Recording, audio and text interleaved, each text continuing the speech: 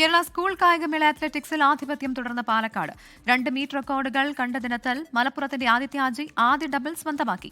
Overall ചാമ്പ്യൻഷിപ്പിൽ തിരുവനന്തപുരം എതിരില്ലാതെ കുതിക്കുകയാണ്. സംസ്ഥാന school കായികമേളയുടെ അത്ലറ്റിക്സിൽ ആദ്യ ദിനത്തിലെന്ന പോലെ രണ്ടാം ദിനം പാലക്കാടിന്റെ കുതിപ്പാണ് കണ്ടത്. രാവിലെ നടന്ന നടത്ത ഇവന്റുകളിൽ പാലക്കാട് അല്പം പിന്നോട്ട് പോയെങ്കിലും വൈകിട്ട് ഹഡിൽസ് അടക്കമുള്ള ഇവന്റുകളിൽ സ്വർണം നേടി പാലക്കാടിന്റെ തിരിച്ചുവരവാണ് കണ്ടത്. റിലേയിൽ 3 സ്വർണമാണ് പാലക്കാട് സ്വന്തമാക്കിയത്.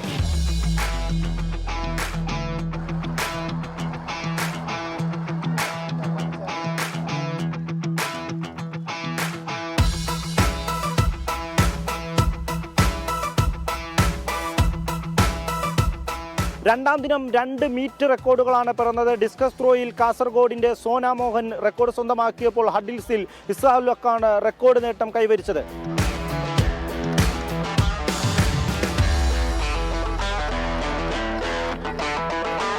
മീറ്റിലെ ആദ്യ ഡബിൾ സ്വന്തമാക്കിയത് മലപ്പുറത്തിന്റെ ആദിത്യ അജിയാണ്. 2 സ്വർണമാണ് ആദിത്യ അജി ഇതുവരെ നേടിയത്. വളരെ സന്തോഷമുണ്ട്. പ്രതീക്ഷിച്ച വന്ന മെഡൽ തന്നെയായിരുന്നു. നല്ലൊരു ടെൻഷൻ ഉണ്ടായിരുന്നു. പക്ഷെ എൻ്റെ കോച്ചസ് എനിക്ക് കൂടെ നിന്ന് എല്ലാം ടെൻഷനൊക്കെ മാറ്റി തന്നു. ദൈവത്തിനോട് ആദ്യം നന്ദി പറയുന്നു.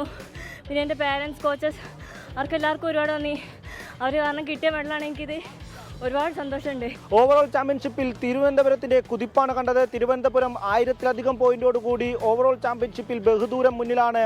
അക്വാറ്റിക്സിലും തിരുവനന്തപുരം ഏറെക്കുറെ കിരീടം ഉറപ്പിച്ചിരിക്കുകയാണ്. മറ്റു ടീമുകളേക്കാൾ ഇരട്ടിയോളം പോയിന്റാണ് നീന്തൽക്കുളത്തിൽ നിന്ന് ഇതിനോടകം തിരുവനന്തപുരം സ്വന്തമാക്കിയിരിക്കുന്നത്.